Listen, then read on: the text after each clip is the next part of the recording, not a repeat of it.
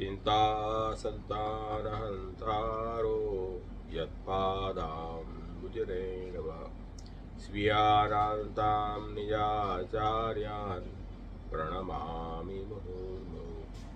यदनुग्रहतो जन्तुः सर्वदुःखातिगो भवेत् तमहं सर्वदा वन्दे श्रीमद्वल्लभनन्दनम्।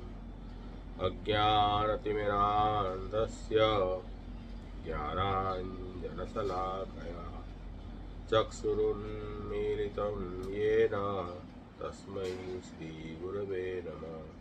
नमामि हृदये शेषे लीलाक्षीराब्धिशायिनं लक्ष्मीसहस्रलीलाभिः कलानिधिं चतुर्भिश्च त्रिभिस्तथा षड्भिर्विराजते योऽसौ पंचधारणे। બધા વૈષ્ણવોને આશીર્વાદ અને ગત ઉત્સવની ખૂબ બધાઈ। આજનો આપણો શ્રીમદ ભાગવત સત્સંગ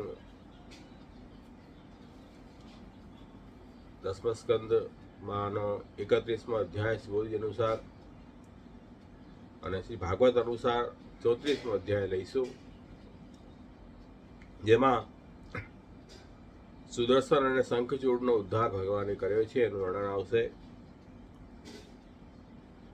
ફલ પ્રકરણમાં આ ઉપપ્રકરણ છે। 10મા સ્કંદ તામસ ફલ પ્રકરણની અંદર 7 અધ્યાયમાં 5 અધ્યાયો જે છે રાસ પંચાધ્યાયના છે, જેમાં પ્રભુની રૂપલીલાનું વર્ણન થયું।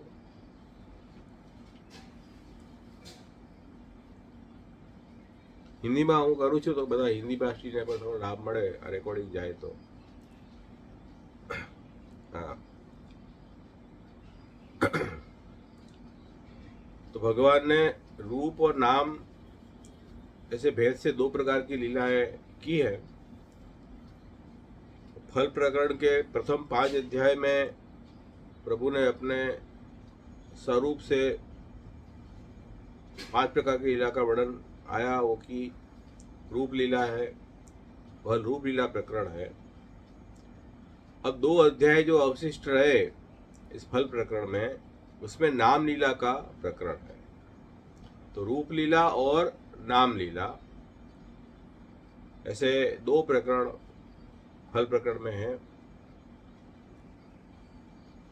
श्री महाप्रभु जी यहाँ आज्ञा कर रहे हैं कारिका में, एवं रूप प्रपंचस्य पंचधा रस वर्णनम निरूप्य नाम लीलातः रसार्थम इदम उच्यते। 5 अध्याय में भगवान ने मन, वाणी, प्राण, इंद्रिय और शरीर से 5 प्रकार से भक्ति का रसदान भक्तों को देकर आनंदित किया, उसका वर्णन आया। अब नाम लीला द्वारा भी रसदान प्रभु करेंगे, वो अब यह इस प्रकरण में आरंभ होगा।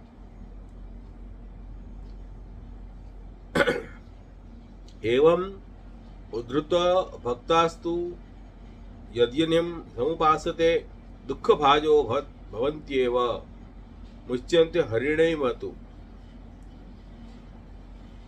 ठाकुर जी ने जिन भक्तों का अन्याय से छुड़ाकर उद्धार किया है, वे यदि भक्त अन्य की उपासना करें प्रभु को छोड़ के, तो उनकी अन्यता भंग होती है, तब वो दुखी होते हैं।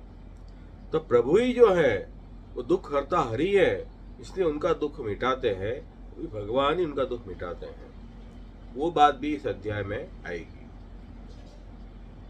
31 से सर्वभावा निवृत्तानाम तो पूर्ववत गानेन रमणं चक्रे प्रमाण आनंद सिद्धये बलभद्रेण सहित वेद रूपेण सर्वथा तद्दोषम नाशयामास हरिरित्युच्यते स्फुटम। अब ये 34वें अध्याय में अथवा 31वें अध्याय में प्रभु जो है वो उनको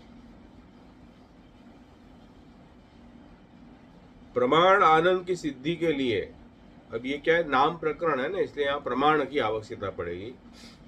रूप प्रकरण में प्रमाण गौण हो जाता है, प्रमेय की प्रधानता होती है। प्रमेय मतलब ठाकुर जी का स्वरूप खुद, और प्रमाण मतलब प्रभु के जो वेद वगैरह, प्रभु की जो वाणी है वो प्रमाण है। तो यहाँ नाम लीला प्रकरण शुरू हुआ, इसलिए यहाँ प्रभु ने वेद रूप जो बलदेव जी हैं उनको लीला में संग में रखा है, और प्रमाण लीला में जो है वो विघ्न रूप दोष भी आएंगे,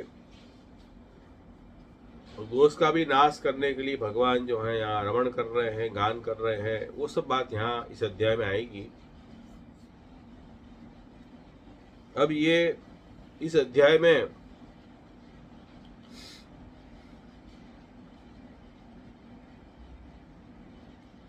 सब ब्रजवासी कुतूहलवश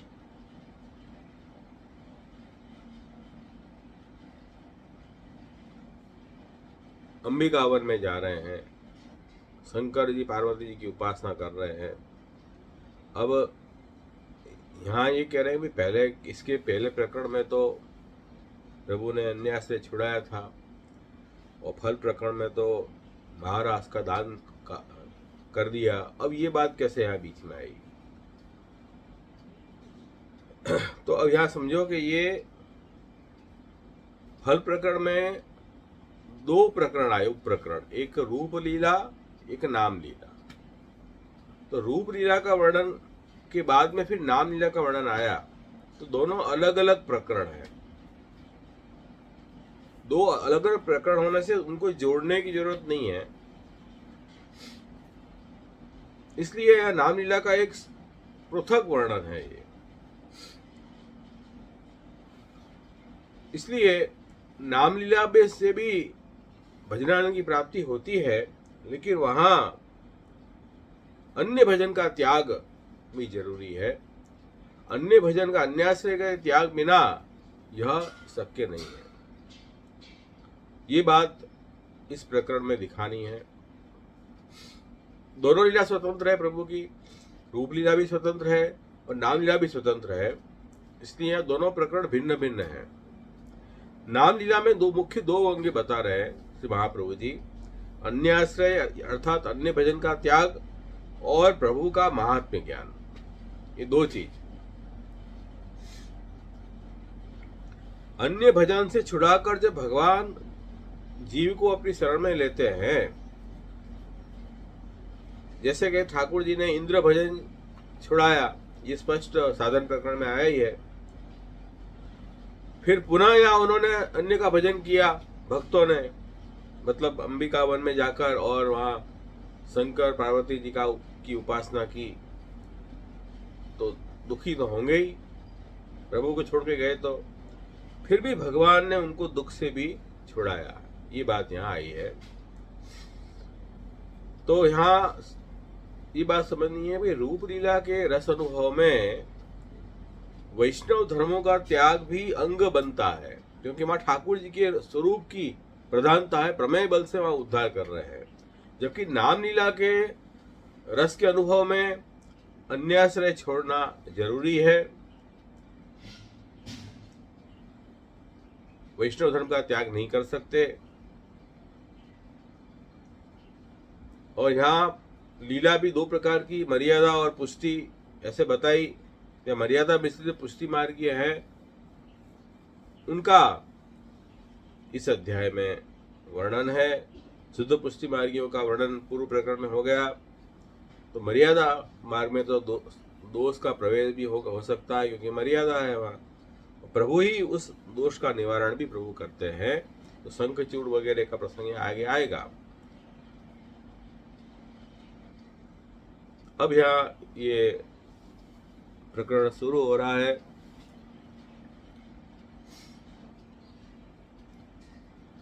कि नाम लीला द्वारा जब आनंद लेने की बात आई, तब गोकुलवासी जो है वो अन्य का भजन कर रहे हैं, वो उनमें दोष है, उसका निवारण अब पहले करेंगे। एक दिन देव यात्रा में कुतूहलवश वे सब ग्वाल बैलों से जुड़े अपने अपने गाड़ों में बैठकर अंबिका वन की ओर चल निकले। ये बात यहाँ आई। देव यात्रा, देव के पूजन के लिए यात्रा करनी, इसको देव यात्रा कहते हैं। तो ये देव यात्रा जो है वो नित्य कर्म है, क्योंकि देव पूजन भी नित्य है। गृहस्थ को बताया है पितरों की पूजन, देव का पूजन, ऋषि का पूजन, भूत पूजन, मनुष्य पूजन, ये 5 जो कर्म है ये गृहस्थों को बताए हैं, तो नित्य कर्म में आते हैं। तो देव यात्रा भी नित्य कर्म है, अर्थात ये नित्य कर्म किसी भी कामना के बिना करनी चाहिए। नित्य कर्म का मतलब ये है कि ये यदि अपन न करें तो दोष है, करने में कोई विशेष फल नहीं है, मतलब कामना बिना ये करने चाहिए, उसे नित्य कर्म कहते हैं। जैसे अपन भोजन करते हैं, स्नान करते हैं, तो अपना नित्य कर्म है, तो ये नित्य कर्म करने ही चाहिए। नहीं करेंगे तो अपन को तकलीफ होगी। ऐसे ही शास्त्र में भी कुछ नित्य कर्म बताए हैं।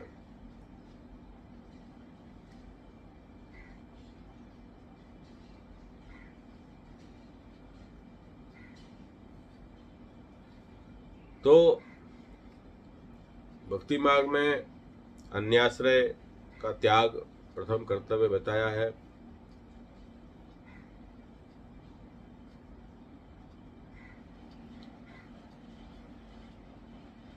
तो नित्य कर्म के अंतर्गत भी यदि अन्याश्रय करना पड़े या काम्य कर्म, तो उसका त्याग करना चाहिए।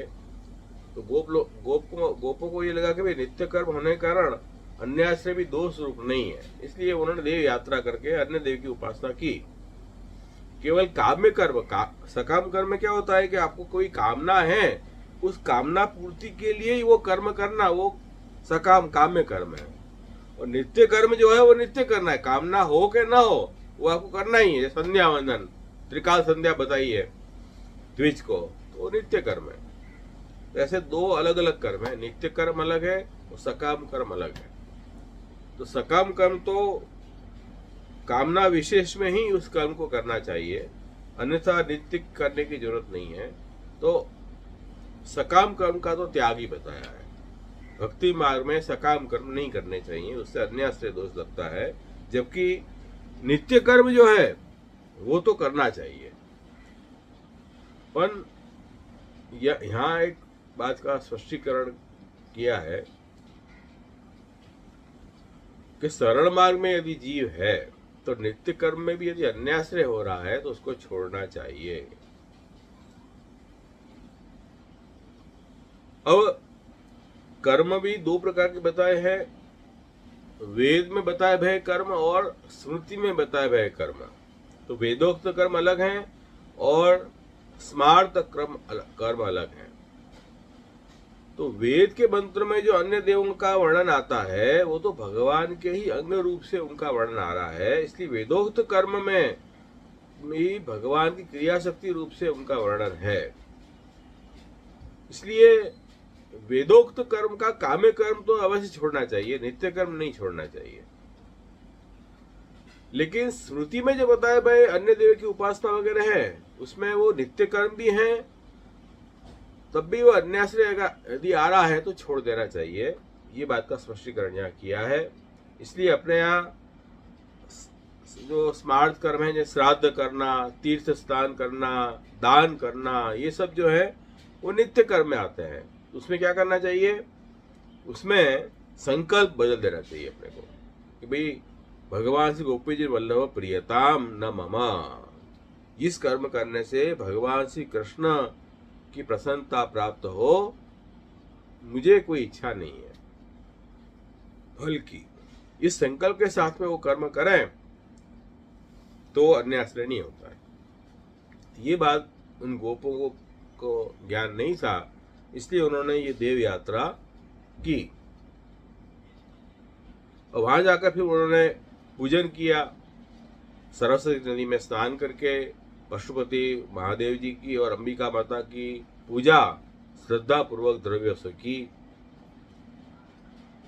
और फिर गौ, सुवर्ण, वस्त्र, मधु, मीठा अन्न आदर सहित ब्राह्मणों को दान दिया और संकल्प में कहा कि इस दान करने से यहाँ के जो देव है वो प्रसन्न हो। अब देखो, दान किया आपने, दान करके गोदान से रुद्र प्रसन्न होते हैं, सुवर्ण दान से अग्निदेवता प्रसन्न होते हैं। तो यहाँ श्लोक में आया है कि ब्राह्मणे पे इदु सर्वे देवो न प्रियताम इति, सभी देव प्रसन्न हो। तो गोपों के मन में किसी प्रकार की कामना तो नहीं थी, लेकिन अंत में संकल्प किया कि इस दान से देवता की प्रसन्नता प्राप्त हो। यहाँ देव कौन है? महादेव जी या जो भी देव के निमित्त तो दान किया वो देव प्रसन्न हो। तो ये यहाँ संकल्प गोपी जी मतलब प्रियताम नहीं है, पहली बात तो। और स्मार्त कर्म था ये, उसमें यदि अन्याश्रय हो रहा है नित्य कर्म में भी, तो भी वो अपन को सरल मार्ग में जो जीव है उनको छोड़ना चाहिए, वो बात यहाँ बताई। तो अन्याश्रय त्याग बहुत जरूरी है भक्ति मार्ग में।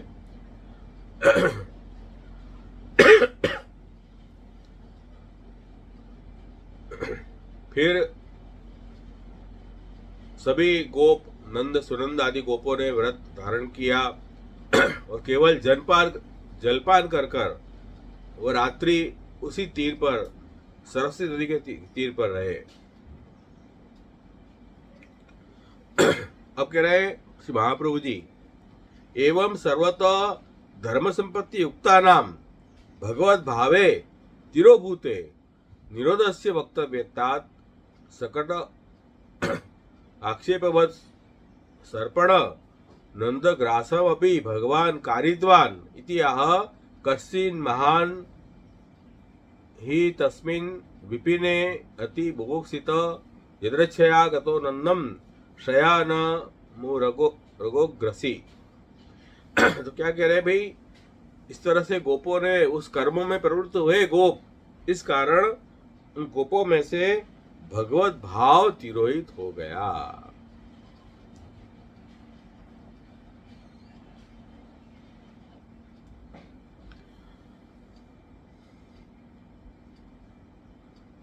परंतु भगवान की ऐसी इच्छा थी कि उन गोपों का निरोध हो, अतः भगवान ने कृपा करने के लिए, जैसे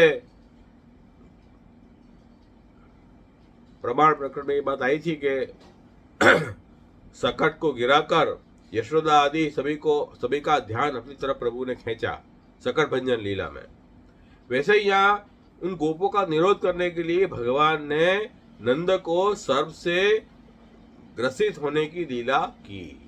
ये बात से महाप्रभु जी आज्ञा आभास में कर रहे हैं। तो वहाँ एक बहुत भूखा और महान अजगर जो है उस वन में अचानक आया, उसने सोए हुए नंद जी को ग्रस लिया। अब नंद जी को ग्रसा, उसके बाद जो है नंदराय जी ने क्रंदन रुदन शुरू किया और भगवान कृष्ण को प्रार्थना करने लगे, हे श्री कृष्ण, हे श्री कृष्ण, ये बड़ा सांप मुझे ग्रस रहा है, तो मैं आपके शरण में आया हूँ, मैं शरणागत हूँ, मेरी आप रक्षा कीजिए, मुझे बचाइए।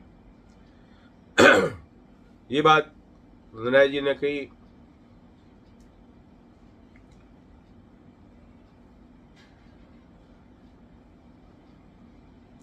तो अब इस श्लोक में कह रहे हैं कि भगवान छुड़ावे, उसके पहले तो गोपों ने अपना उद्यम शुरू किया नंदराय जी को छुड़ाने के लिए। तो गोप सब खड़े हो गए, खड़े होके नंदराय जी को ग्रसा हुआ देखा, वे घबरा गए और उन्होंने जलती हुई लकड़ियों से सबको मारने लगे उन गोप। अब कह रहे हैं भाई ठाकुर जी के महात्म्य को गोप जानते नहीं थे, इसलिए उन्होंने नंदराय जी को बचाने के लिए अपनी प्रतिक्रिया की।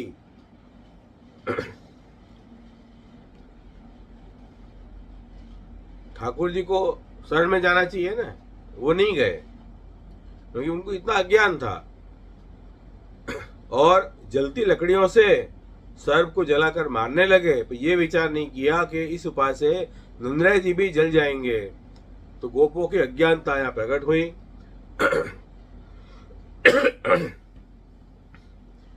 तब ऐसी स्थिति में भी जलती हुई लकड़ी से जलते हुए सांप ने भी नंदराय जी को छोड़ा नहीं। तब तुरंत भगवान वैष्णव के रक्षक हैं, वैष्णव के पति हैं। तो यहाँ कहा है सात्वताम पति भगवान। भगवान ने वहां आकर अपने पैर से उस अजगर का स्पर्श किया। अब देखो, ठाकुर जी के चरणाविंद का स्पर्श उस अजगर को हुआ, जिस कारण उसको मुक्ति प्राप्त होगी। अब जो कर्म क्षय कैसे होते हैं कि ज्ञान से, ब्रह्म ज्ञान से या भक्ति से। अब ज्ञान प्राप्त करने के लिए तो वैसा देह भी होना चाहिए योग्य। ये तो सर्प का शरीर है, वो ज्ञान का अधिकारी तो है नहीं, तो ज्ञान प्राप्त कर नहीं सकता है। और भक्ति की प्राप्ति जो है उसको ठाकुर जी ने अपने प्रमेय बल से करवाई है। भगवान ने अपने प्रमेय बल से उसकी भक्ति की सिद्धि के लिए चरण का स्पर्श किया, जिससे उनको भगवदीय शरीर की प्राप्ति हो। ये प्रभु ने अनुग्रह किया। तो भगवान को कोई साधन की अपेक्षा नहीं है, सर्वसमर्थ हैं वे तो। और चरण स्पर्श से उसके कर्म क्षय कर दिए।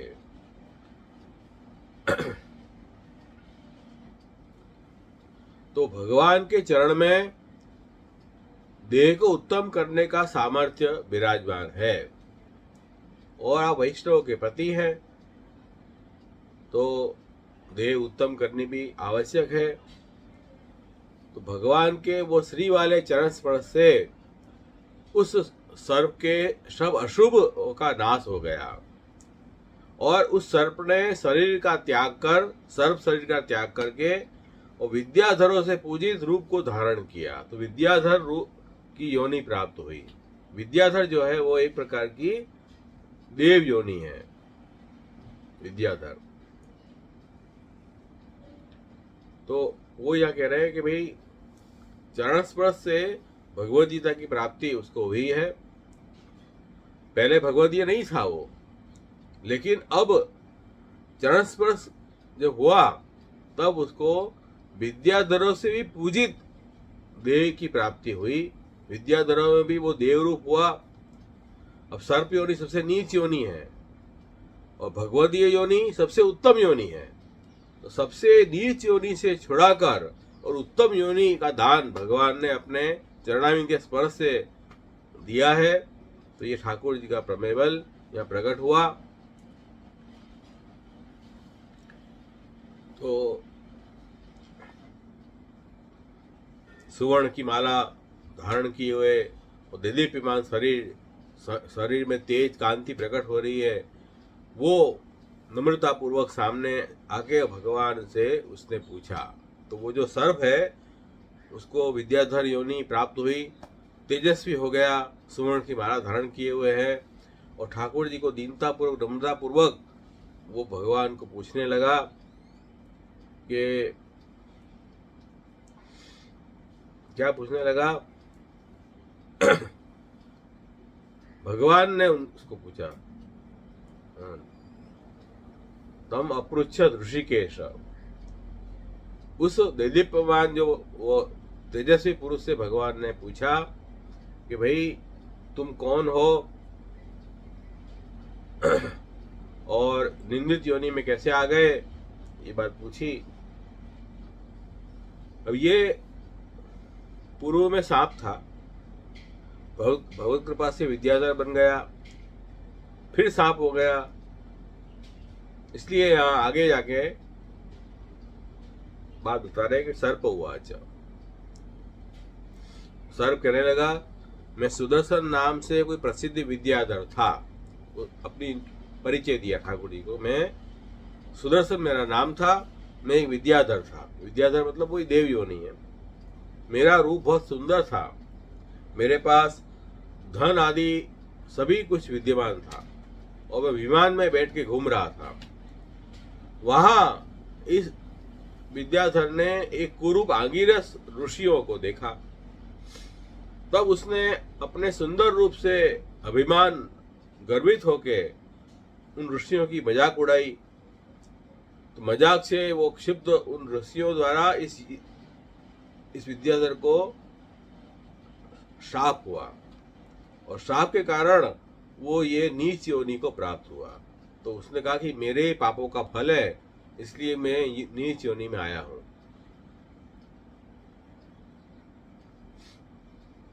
तो ये सर्प का जो है यहाँ बताया कि भाई बिना कारण लोगों को उद्विग्न कर देना,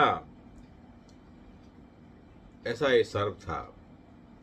तो बिना कारण ऋषियों को शोभित करने के कारण इसको फल स्वरूप ये सर्प की योनि प्राप्त हुई। और ये इतना बड़ा दंड क्यों मिला विद्याधर को कि सर्प योनि प्राप्त हुई? इसका कारण एक और बताया इसमें कि मैंने महान पाप किया था, उसका दंड मिला। मैंने पूर्व जन्म में ब्राह्मण की वृत्ति का अपहरण किया था, ब्राह्मण वृत्ति को छीन लिया था, उसका फल भी मुझे ये मिला है। तो उसका फल होने वाला ही था, और ऋषियों ने प्रकट होके और साथ दे दिया। लेकिन देखो देखो अब ये सर्प क्या कह रहा है कि भाई वो बहुत दयालु थे ऋषि। क्यों?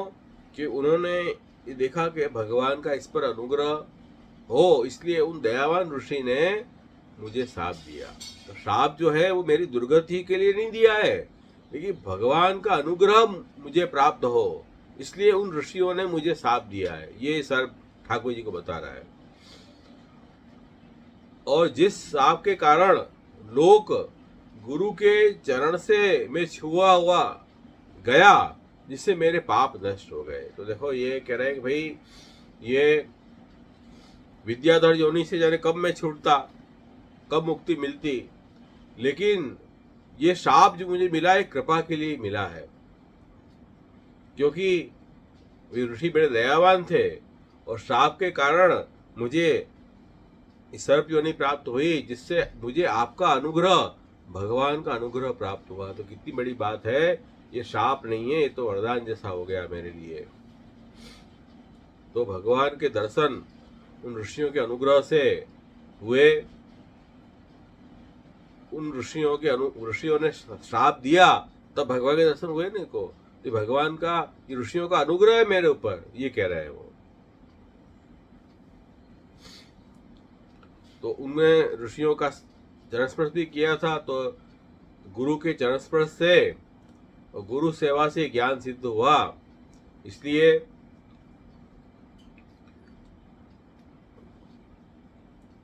ठाकुर जी के और गुरु के चरण स्पर्श हम लोग नित्य करते हैं, जिससे सब प्रकार के हम अनिष्ट से बचें। तो अपने घर में ठाकुर जी बिराते हो तो रोज अपन को आग्रह रखना, प्रभु के चरणारविंद का स्पर्श रोज करना, ये नियम रखना चाहिए हर वैष्णव को। तो वही ये कह रहा है सुदर्शन, ठाकुर जी को विनती कर, निवेदन कर रहा है कि संसार से डरकर शरण आए हुए जो जन हैं, उनके भय को मिटाने वाले ये आपके चरणारविंद का स्पर्श है, जिससे आज मैं पाप से मुक्त हुआ हूँ और मैं आपसे बातचीत भी कर रहा हूँ। ये उसी आपके चरणारविंद का प्रताप है। तो हे महायोगी, हे महापुरुष, हे सतपति, मैं आपकी शरण हूँ। हे सर्वलोकेश्वर ईश्वर, हे देव, मुझे आज्ञा दीजिए। आपके दर्शन से मैं अभी अभी ब्राह्मणों के साथ से छूटा हूँ। जो मनुष्य आपका नाम लेता है वह जिनको सुनाता है एवं खुद को भी पवित्र करता है। फिर उस आपके चरण के स्पर्श से मैं पवित्र हो जाऊं, इसमें कहना ही क्या। तो ठाकुर जी के नाम का ऐसा महात्मा है, तो ठाकुर जी के स्वरूप का जो चरणारविंद का स्पर्श हो तो कहना ही क्या। ऐसे ठाकुर जी की जो स्तुति कर रहा है ये सुदर्शन।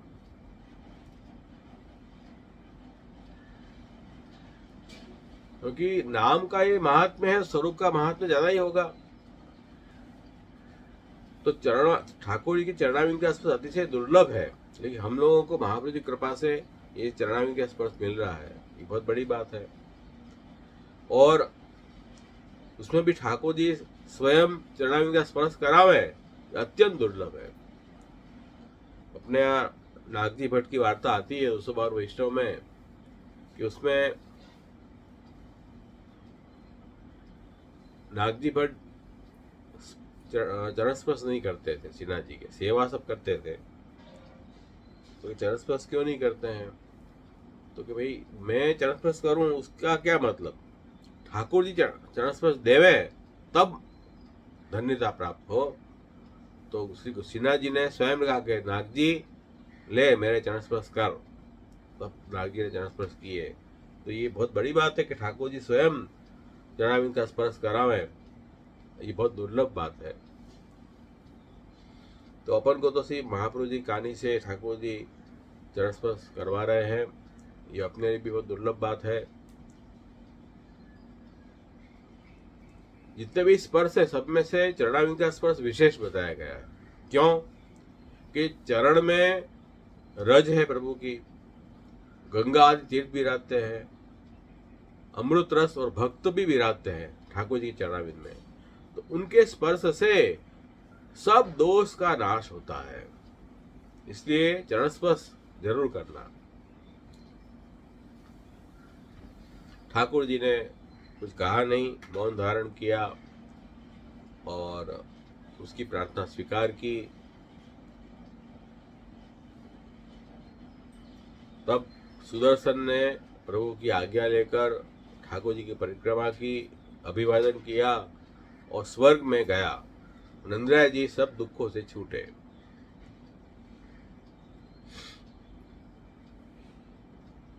तो सुदर्शन ने इस तरह ठाकुर जी की स्तुति भी की, नमन भी किया और परिक्रमा भी की, जिससे उसको चारों पुरुषार्थ की सिद्धि होती है। तो परिक्रमा करने से चारों पुरुषार्थ की प्राप्ति जीव को होती है। तो ठाकुर जी की परिक्रमा भी हम इसलिए करते हैं। तो ये सब बातें सुबोधनी में महाप्रभु जी समझाई है। तो ये कह रहे हैं कि इस लीला के बाद क्या हुआ, सर्वगोप जो है वो भगवत परायण हुए, सर्वगोप भगवत परायण हुए। भगवान कृष्ण के इस स्वरूप वैभव को देखकर ब्रजवासियों के मन में आश्चर्य हुआ और पश्चात नियम भी लिया और आदर सहित ठाकुर जी के चरित्र का गान करते हुए वे ब्रज में लौट आए। तो यहाँ ऐसा वैभव दिखाया प्रभु ने, भगवान ने अपना अलौकिक सामर्थ्य प्रकट करके दिखाया, जिससे ब्रजवासियों को बड़ा अचंभा हुआ कि ओहो ये तो साक्षात ईश्वर है। और ठाकुर जी ने अपने प्रमेय बल का वैभव दिखाया। इस वैभव से उन गोपों को भगवान श्री कृष्ण में पूर्ण विश्वास हो गया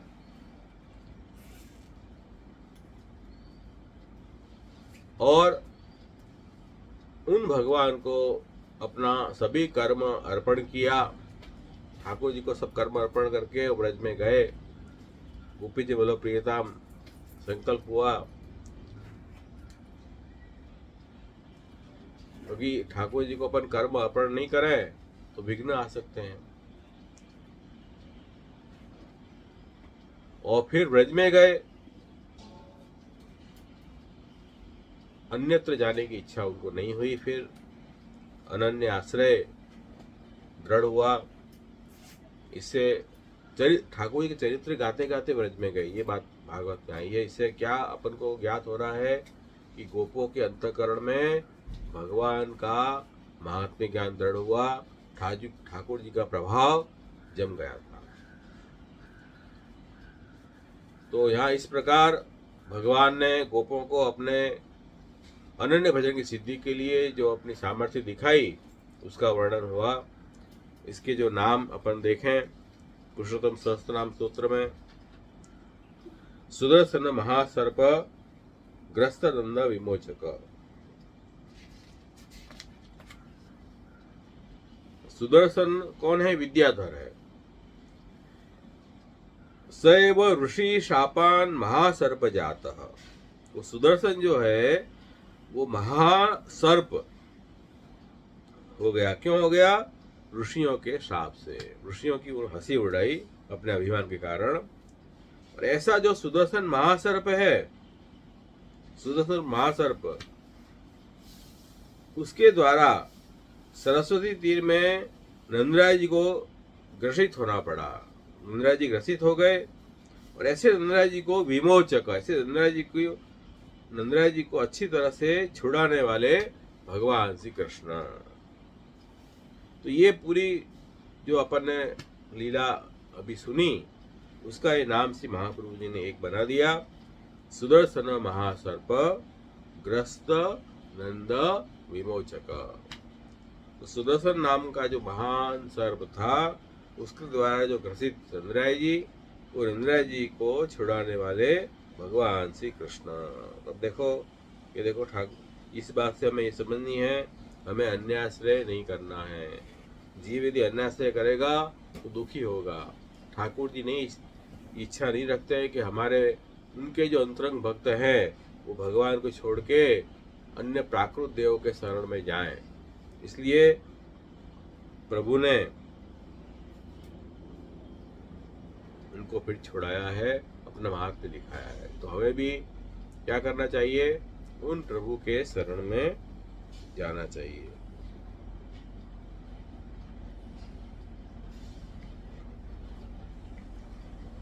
प्रभु का अनन्य आश्रय रखना चाहिए। ये बात ये लीला से स्पष्ट होती है कि नाम लीला में अन्याश्रय त्याग बहुत जरूरी है, प्रभु का महात्म्य ज्ञान बहुत जरूरी है। तो अब क्या है कि रूप नाम विभेद जगत कृति, तो ठाकुर जी रूप लीला और नाम लीला दोनों लीला से भक्तों का उद्धार करते हैं। तो अवतार काल में आपने रूप लीला प्रकट की, अब ये नाम लीला ठाकुर जी प्रकट स्वरूप से नहीं बिराजते हो, तब नाम लीला से ही उद्धार होगा। तो उस नाम लीला के उद्धार के अंतर्गत महाप्रभु जी का प्रागट्य हुआ है। दयानिज महात्म्यम करिष्ण प्रकटम हरि वाणिया यदा तदा स्वास्थ्यम प्रारंभोतम जकार। तो ठाकुर जी ने दया करके अपने वाणी से अपने महात्म्य को प्रकट करने के लिए श्री महाप्रभु जी को प्रकट किया। तो इसलिए हमें ये बात खास ध्यान रखनी है कि वैष्णव धर्मों का त्याग हमें नहीं करना है। प्रभु में पूर्ण विश्वास रखो, अन्याश्रय का त्याग करो। जैसी परिस्थिति में हम रह रहे हैं वो प्रभु ने ही वो परिस्थिति हमको दी है, उसमें संतुष्ट रहो, प्रसन्न रहो और अनन्य आश्रय हर स्थिति में प्रभु का रखो, ये बहुत जरूरी है। तो क्योंकि अब तो नाम लीला के द्वारा ही हमारा उद्धार है अनवतार काल में, तो ये बात भी अपन को समझनी है खास। तो ये लीला यहाँ पूर्ण हो रही है। अब आगे की दूसरी लीला इस अध्याय में आई है, जिसमें कह रहे हैं कि शब्दात्मक ब्रह्मानंद को गोपिकाओं के द्वारा सर्व भरने के लिए भगवान ने शब्दात्मक बलभद्र जी को अपने साथ लिया और पुनः उन गोपियों से क्रीड़ा की। इसका वर्णन आगे के श्लोकों में आएगा कि अद्भुत पराक्रम वाले भगवान श्री कृष्ण गोविंद और बलदेव जी व्रजांगनाओं के मध्य में रात्रि के समय वन में क्रीड़ा कर रहे थे, ये वर्णन आया। तो यहाँ जो क्रीड़ा की बात आई वो कौन सी क्रीड़ा है? ब्रह्म शब्द लीला है, क्योंकि ये नाम प्रकरण है ना, इसलिए शब्द लीला है। उसमें काल मुख्य है, शब्द लीला में काल का प्रवेश आएगा, इसलिए वह काल प्रधान है, जिसके कारण दैत्य भी बाधा कर सकते हैं।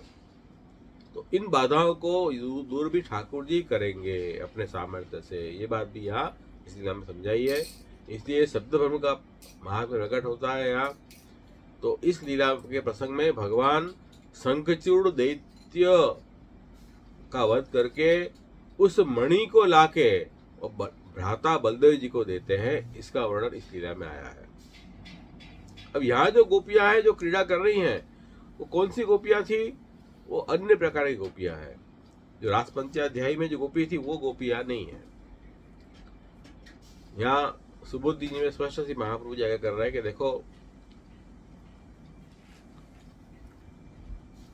पहले ये जो गोपियां उन्होंने क्या समझा था कि ये जो क्रीड़ा करना शास्त्र के अनुसार नहीं है, इसलिए वो रास लीला में उन्होंने भाग नहीं लिया था और पति आदि के भय से सम्मिलित भी नहीं हुई थी। वे दोनों शास्त्र और लौकिक परायण रह गई थी। शास्त्र और लोक का भय था, इसलिए वो रास में नहीं आई। अब उन्होंने भगवान का अनुभव देख के समझ गए कि सब कुछ भगवान के अधीन है, भगवान सर्वसमर्थ है। तब उनको बलभद्र जी और भगवान के साथ रमण करने की इच्छा हुई। तब इसलिए ठाकुर जी सभी के राजा हैं, उन्होंने अपनी क्रिया शक्ति बलदेव जी को मुख्य बनाकर और उनके साथ रमण करने लगे। तो यही बात यहाँ आई है कि भगवान का आवेश बलभद्र जी में उस समय हो गया। ये जो गोपियां हैं वो अलग गोपियां हैं। तो यहाँ शब्द और अर्थ दोनों हैं, शब्द भी और अर्थ दोनों एक रूप है, अलग अलग नहीं है। बलदेव जी शब्द रूप है और अर्थ रूप भगवान है। भाई वेद जो है वो शब्दात्मक है, तो वेद रूप बलदेव जी है, और वेद किनका प्रतिपादन कर रहा है? ठाकुर जी का। तो वेद के शब्दों का अर्थ जो है भगवान है। तो यहाँ शब्द और अर्थ दोनों प्रकट है, बलदेव जी और श्री कृष्ण। क्योंकि ये जो गोपियां हैं उनको प्रमाण बल में आसक्ति है, लोक में निष्ठा है, शास्त्र में निष्ठा है, इसलिए यहाँ ठाकुर जी ने बलदेव जी को साथ में रख के ये लीला की। तो ये गोपियां अलग हैं, रासपंजा वाली गोपियां नहीं है ये।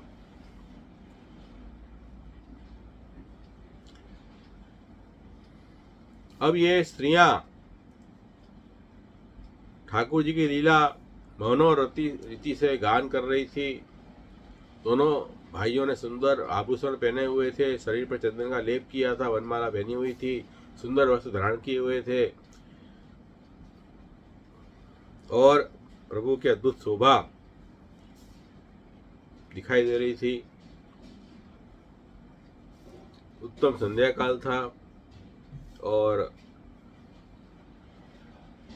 एक स्वर से एक साथ दोनों भाई गान कर रहे थे।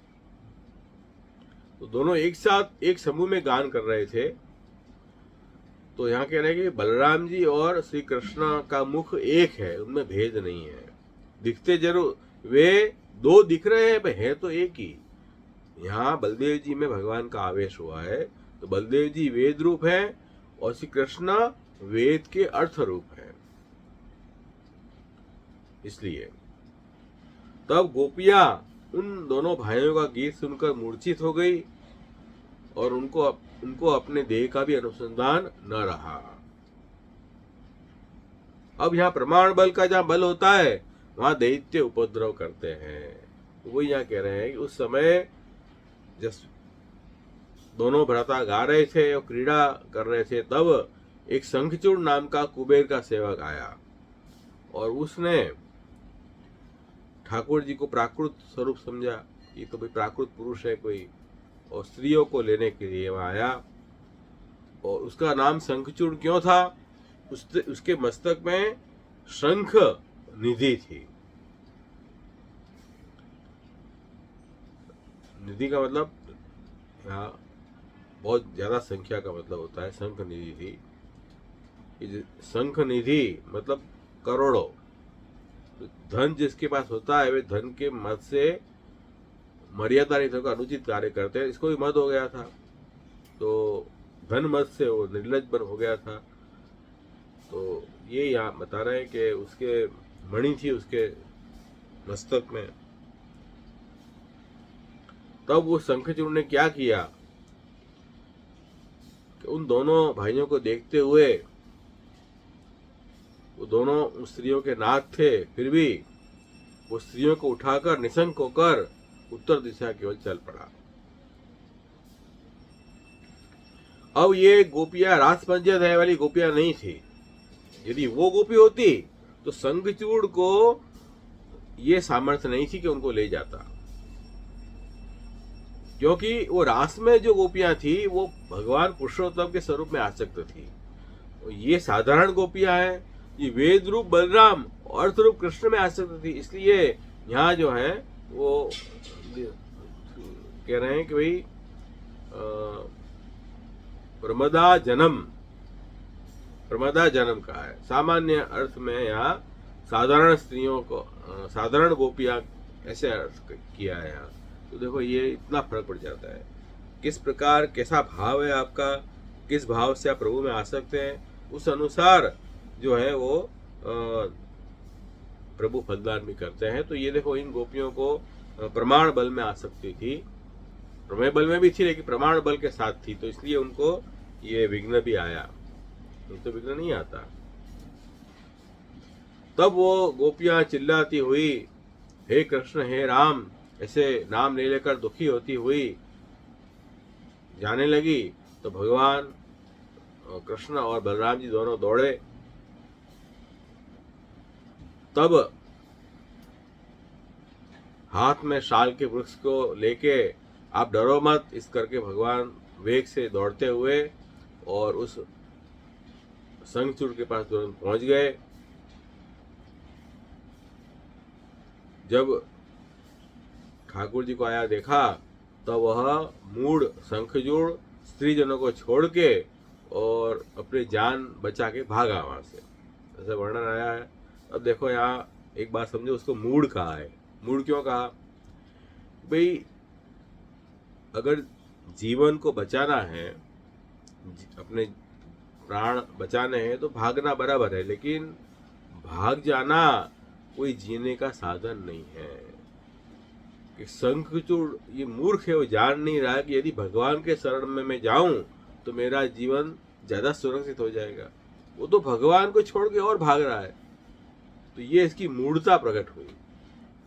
कितना भी पापी भी क्यों ना हो, यदि प्रभु के शरण में जावे ना तो उसको अभयता की प्राप्ति होती है। शंखचूड़ को ये ज्ञान नहीं था, इसलिए उसको यहाँ श्लोक में मूढ़ कहा है।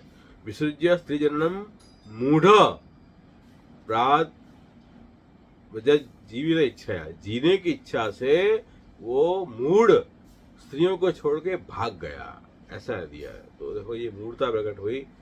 तो अभी कोई दोष भी हो जाए ना जीव से, तो भी ठाकुर जी के शरण में अगर जीव रहे,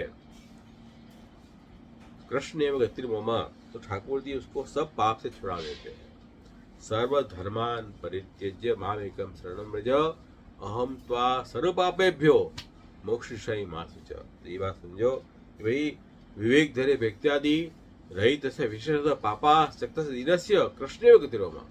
तो विवेक धैर्य भक्ति भी नहीं है, पाप में भी आसक्त क्यों ना हो जीव, प्रभु के शरण में चला जाए तो ठाकुर जी सब पाप से उसको मुक्त कर देंगे।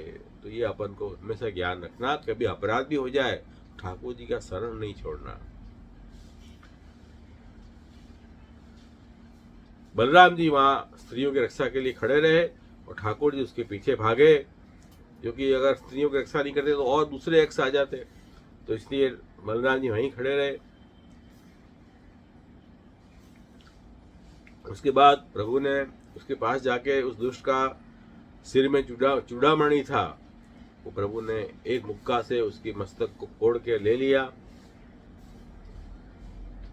और शंखचूड़ का वध करके उस चमकती हुई मणि को लेकर और सभी स्त्रियों को देखते हुए बड़े प्रेम से भगवान श्री कृष्ण ने अपने बड़े भाई बलदेव जी को वो मणि दे दी। तो यहाँ ये बात है कि देखो ठाकुर जी ने वो मणि बलदेव जी को दी, क्योंकि बलदेव जी जो हैं वो प्रमाण का अधिष्ठाता है, उन्हीं को देना चाहिए।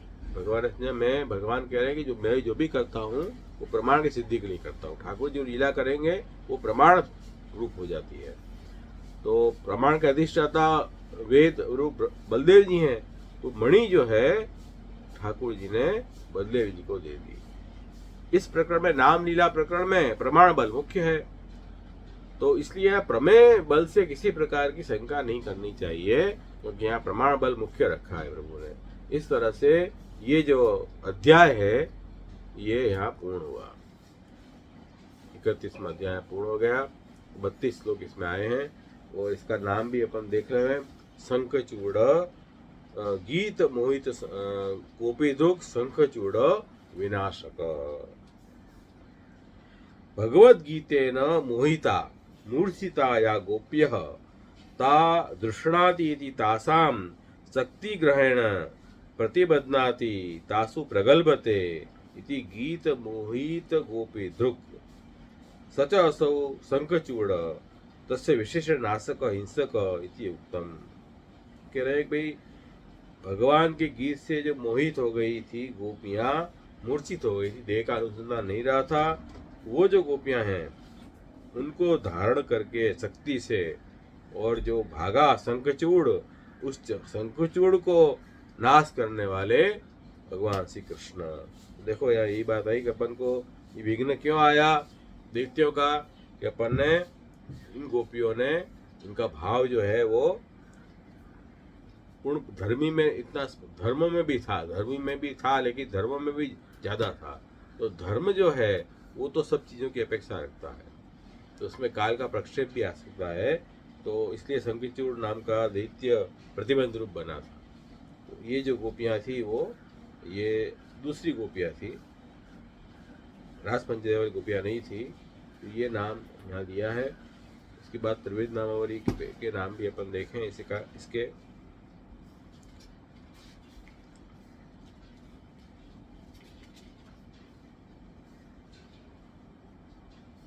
सुदर्शन मोचकाय नमः।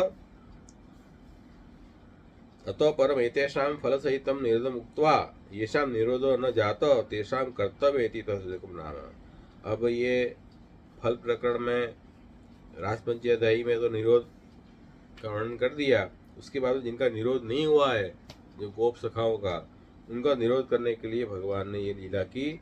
सुदर्शन मोचिकाय नमः, सुदर्शन को उद्धार करने वाले भगवान कृष्ण को नमस्कार। अत्र भक्तस्य अन्य भजनादिकम सर्वथा न कर्तव्यम। तो यहाँ क्या बताया कि भक्तों को प्रभु को छोड़ के अन्य का भजन सर्वथा नहीं करना चाहिए।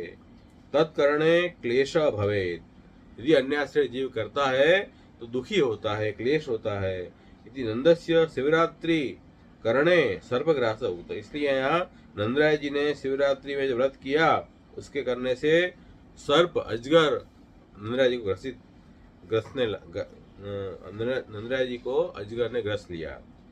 भगवत्कृत मोचनेन सर्पस्यापि मुक्ति जाता इति सो अपि सुदर्शन जात इति तादृश योने है शाखा सा तस्य मोचक।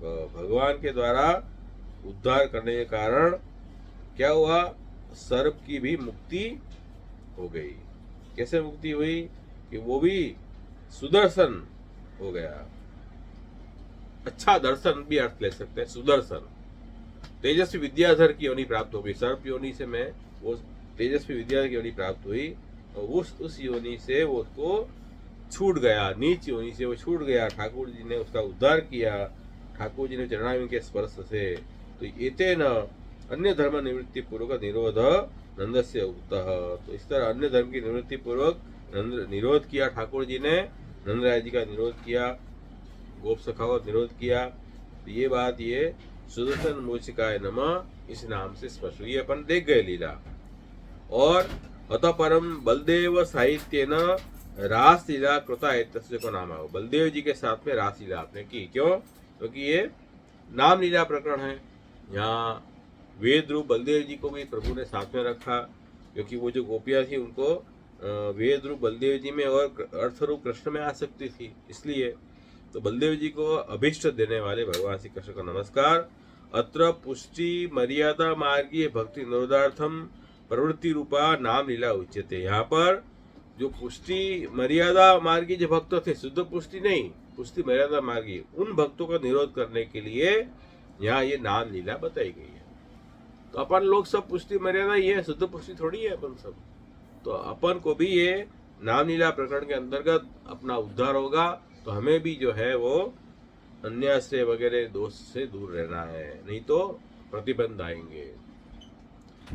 सा वेदात्मक बलदेव पर्यवसान इति तत्साहित्येन लीलाकरणात् तदभिष्टम एव पूरितम इति यथा उक्तम।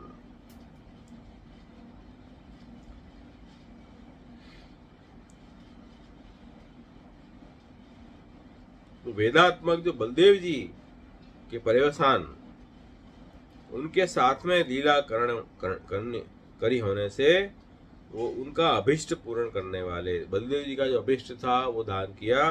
वो मणि जो है बलदेव जी को भी वहाँ अभिष्ट दात्रा। तो ये देखो यहाँ ये बात समझनी है।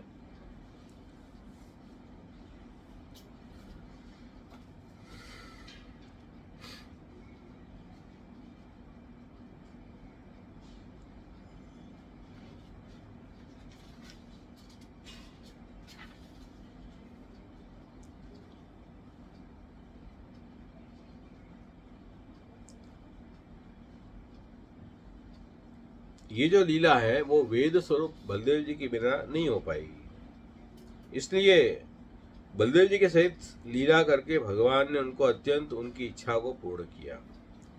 इसलिए यहाँ बलदेव अभिष्ट दात्रे नमः ये नाम आया। और उसके बाद में कह रहे हैं कि अतएव प्रवृत्ति दोष रूपत्वा दैत्यागमनम तद्वधेन सापे निर्दुष्टा जाता।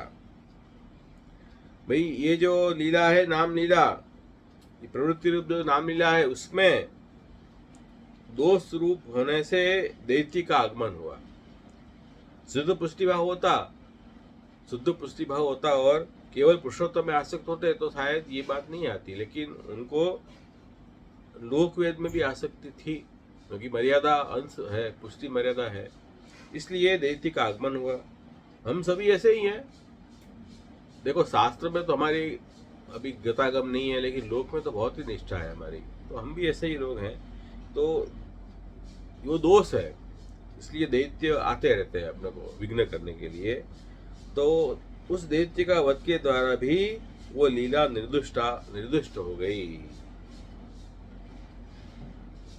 तो प्रवृत्ति रूप जो लीला है नाम लीला, उसको ठाकुर जी ने दोष रहित किया। कैसे दोष रहित किया? शंखचूड़ घातकाय नमः, शंखचूड़ का व्यवध करके। एतेन निर्दोषत्वात् फल प्रकरण अंतपाती मुक्तम। इसलिए ये फल प्रकरण में इसका समावेश किया है कि ठाकुर जी ने वो प्रवृत्ति रूप नाम लीला में जो दोष है उसको निवृत्त करके वो फलदान प्रभु ने किया उनको, उनसे पुष्टि मर्यादा भक्तों का भी। इसलिए फल प्रकरण में ही इस लीला का समावेश हुआ है। तो फल प्रकरण में रूप लीला और नाम लीला ये दोनों लीला आई है। तो ये आगे के जो नाम है, युगल गीत के नाम है, वो अपन पीछे देखेंगे। अब पुरुषोत्तम सहस्त्र नाम के नाम भी देख लिए, त्रिविध नामावली के नाम भी देख लिए।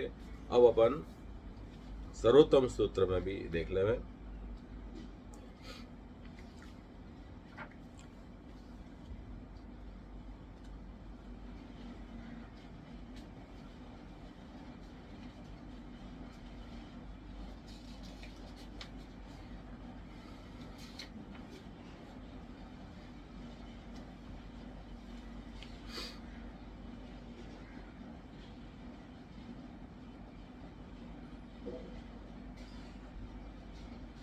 अब यहाँ कह रहे पद्म दलायत विलोचना। पद्म के तरह भगवान के चरण, चरण कमल कह रहे हैं, पद्म कमल। तो पद्मम इव पद्मम भगवत चरणम तस्य दलानी। वो भगवान की जो चरणाविंद कमल है, वो कमल के दल कौन से हैं? ठाकुर जी की अंगुली पद्म दल, ठाकुर जी के चरण कमल की अंगुली पद्म दल।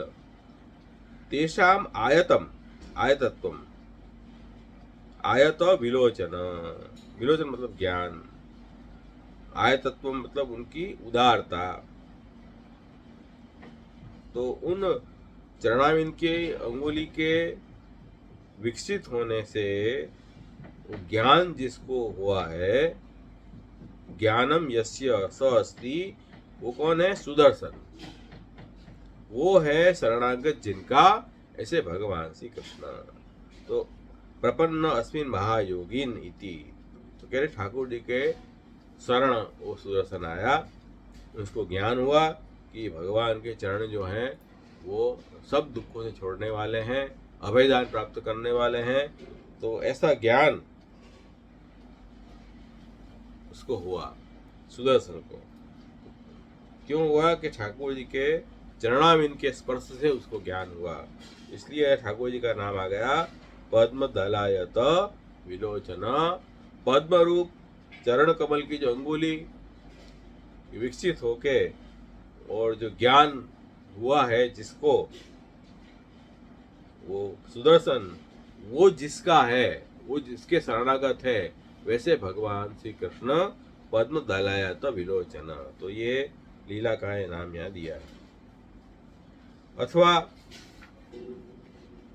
दूसरा भी यहाँ है, दूसरी जो लीला आई, ठाकुर जी जो है वो गोपिकाओं के साथ रमण कर रहे थे बलदेव जी के साथ में, तो उससे भी ये नाम आ गया कि पद्मवत आयतानि विलोचनानि यासाम ता संति अस्य इति। पद्म जैसे विकसित विलोचन नेत्र हैं जिन गोपिकाओं के, वो गोपिकाएं जिनकी हैं, ऐसे भगवान श्री कृष्ण पद्म दलायत विलोचना।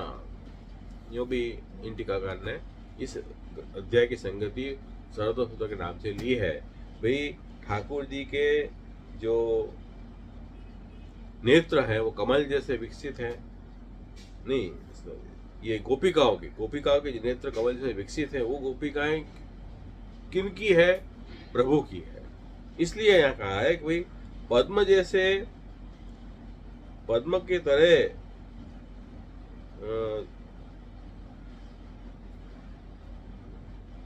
विलोचन मतलब नेत्र कमल हैं जिनके, ऐसे गोपिकाएं जिनकी है, ऐसे भगवान श्री कृष्ण पद्म दलायत विलोचन। तो ये पद्म दलायत विलोचन नाम से यहाँ शंखचूड़ वध की लीला भी आ गई और सुदर्शन का उद्धार प्रभु ने किया, वो लीला भी यहाँ आ गई। तो दोनों लीला इस नाम से आ गई है। तो ये सर्वोत्तम सूत्र में भी ये अध्याय की संगति बताई। इस तरह से अपन ने आज ये अध्याय भी देख लिया, उसके नाम भी अपन ने देख लिए, और अपना समय का भी यहाँ समय भी हो गया है, तो अपन विराम करेंगे। कोई प्रश्न है तो जरूर आप पूछ लो, नहीं तो अपन यहाँ विराम करें, और आगे का जो अध्याय युगल गीत का है वो अपन नेक्स्ट टाइम देखेंगे।